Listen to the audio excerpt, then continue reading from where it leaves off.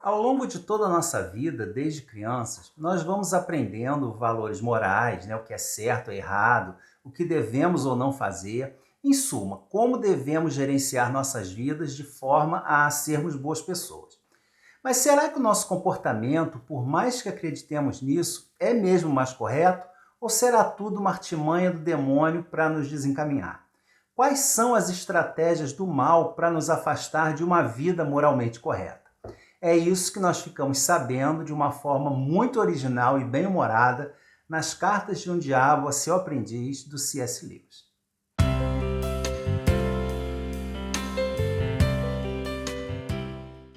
Olá pessoal, sejam muito bem-vindos ao canal Livros e E-Books. Eu sou o Carlos e hoje eu trago para vocês Cartas de um Diabo a Seu Aprendiz, do C.S. Lewis, que é mais conhecido por aqui por ser o autor de As Crônicas de Nárnia.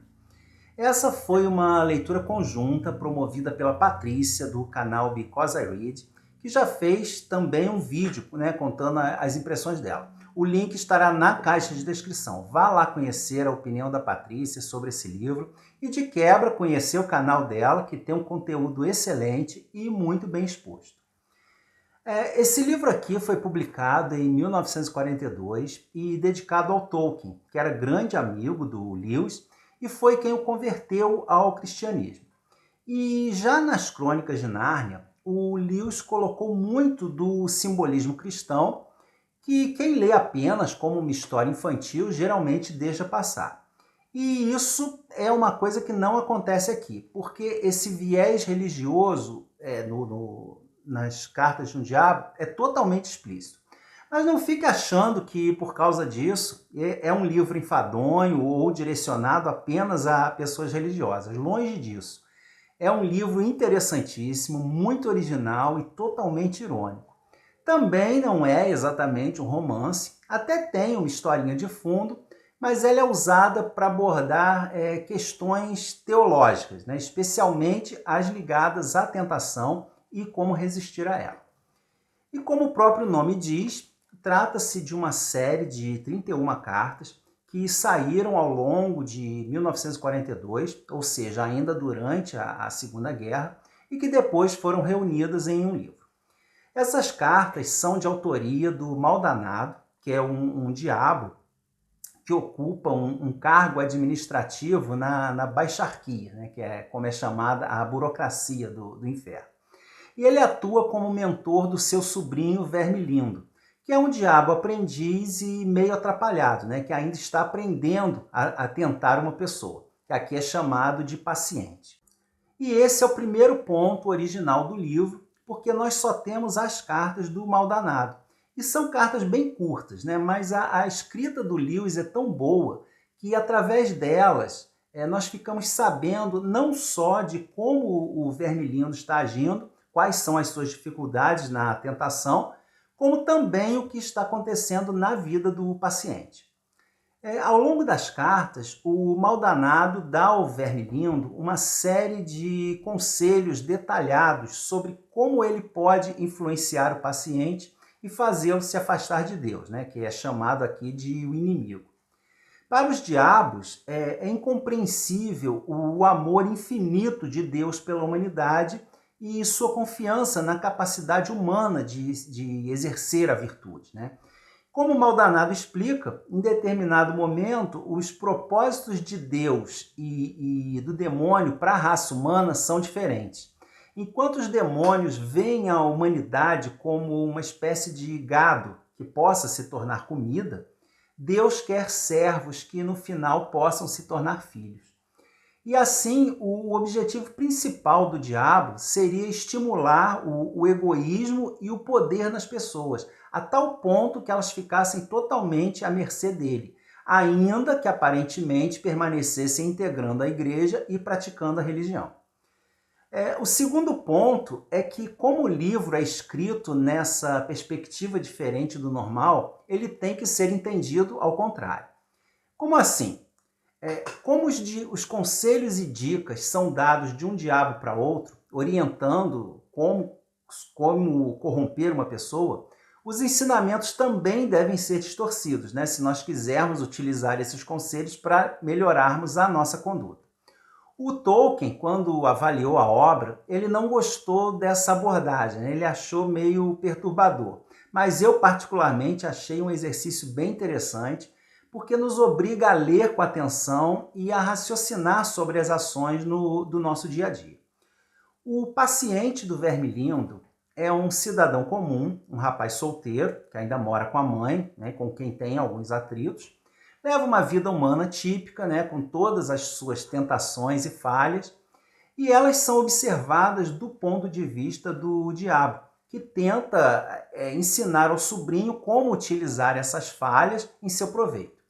O paciente acabou de se converter ao cristianismo, então ele ainda não sabe lidar muito bem com essa nova fé, especialmente diante de duas situações que surgem em sua vida, né? Ele conhece e se apaixona por uma jovem bastante virtuosa e a deflagração da Segunda Guerra Mundial.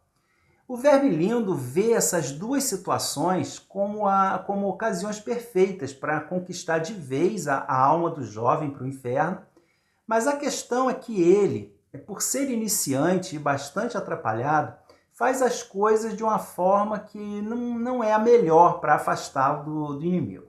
Ele toma atitudes que à primeira vista até parecem corretas, mas que se forem analisadas mais profundamente, podem não só ser inofensivas, mas até mesmo ter como resultado afastar definitivamente o paciente do caminho errado. Em dado momento, o maldanado vai dizer ao Vermilindo que ele é muito ansioso, que ele está agindo de forma imprudente ao tentar o paciente a cometer grandes pecados, né? Pecados extravagantes, muito perversos e deploráveis. Que ele deveria ser mais sutil, focar nos pecados menores, porque o caminho mais seguro para o inferno é gradual. O Vermilindo deve transformar esse caminho em um declive suave, macio para os pés, sem curvas bruscas, sem marcos ou placas que permitam ao paciente perceber que ele está num trajeto sem retorno, né? O famoso ir comendo pelas beiradas. E assim, em cada carta, o Lewis aborda um tema diferente, sempre mostrando como o diabo nos vê, e ele não deixa nenhuma pedra sem ser revirada. Ele fala de sexo, de amor, de orgulho, da gula, da guerra, da política, de líderes religiosos mais preocupados com detalhes insignificantes ou com questões de hierarquia e ascensão social que acabam desviando seus rebanhos, de como o prazer que foi criado por Deus é um prato cheio na mão do diabo, se transformado em excessos, né? Das diferenças entre as pessoas que geram atritos desnecessários, além de opressão, preconceitos e desunião. E ele também diz que nem mesmo os intelectuais estão isentos dessa influência.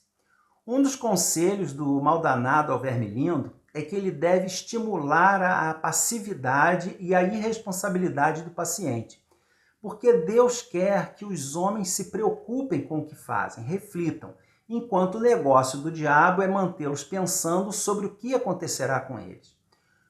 O Vermilindo acha que o importante é utilizar a razão para que o paciente se afaste da fé, né? Raciocinar sobre a sua fé. Mas o maldanado diz que é justamente o contrário, porque se o homem pensar demais sobre si e sobre a vida, ele fatalmente acabará chegando à conclusão de que Deus existe. Então é necessário dar a ele, né, dar ao homem, várias visões contraditórias, várias ideias conflitantes, ao ponto dele ficar confuso e não pensar mais a respeito. O importante é manter o humano focado no presente, né, nos seus próprios problemas cotidianos, nunca nas consequências futuras dos seus atos e palavras. O paciente tem um amigo materialista que pode ser usado pelo Vermilindo para influenciar o paciente, mas o tio alerta que mesmo isso, o uso do materialismo, deve ser feito com cuidado, porque o paciente não pode jamais chegar ao ponto de questionar o materialismo, porque, novamente, se ele pensar demais sobre o quanto Deus não existe, é capaz de começar a perceber que Deus existe.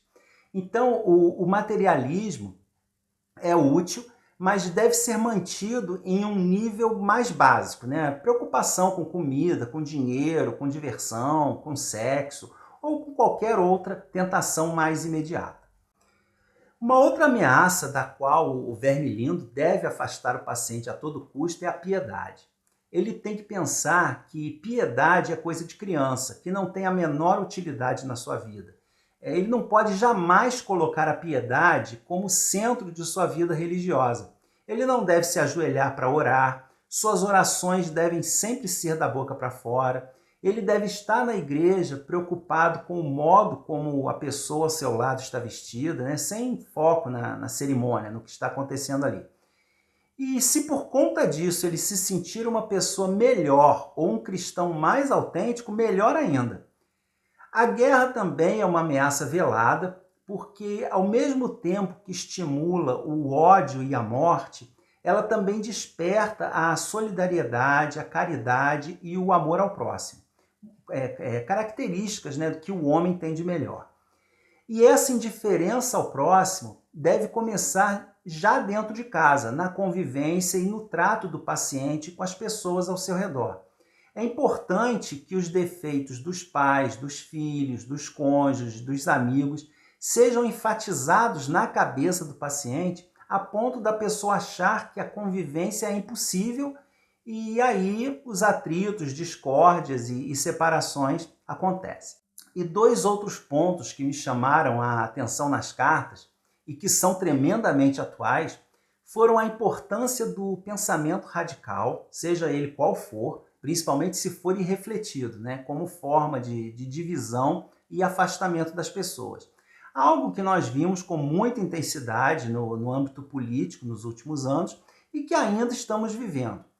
E a divulgação de produtos culturais cada vez mais sofríveis e de baixo nível, porém com uma abrangência quase total, fazendo com que as pessoas que desejam manter um padrão moral sintam-se cada vez mais afastadas da sociedade e acabem cedendo às tentações. Para o demônio, é muito mais interessante arrebanhar multidões de maus cristãos do que um ou outro gato pingado que já é ruim de natureza, né? E o livro segue nessa pegada. Eu não vou detalhar tudo aqui, porque o vídeo ficaria enorme e eu não tenho esse conhecimento teológico. Além do mais, o que importa é que vocês leiam o livro. Mas, para arrematar, esse livro tornou-se uma das obras mais populares do Lewis, embora ele mesmo tenha dito que a escrita das cartas em si foi rápida e divertida. Mas o esforço mental que ele teve que fazer para inverter as questões morais, né, tentando pensar com a cabeça do diabo, foi tremendamente exaustivo.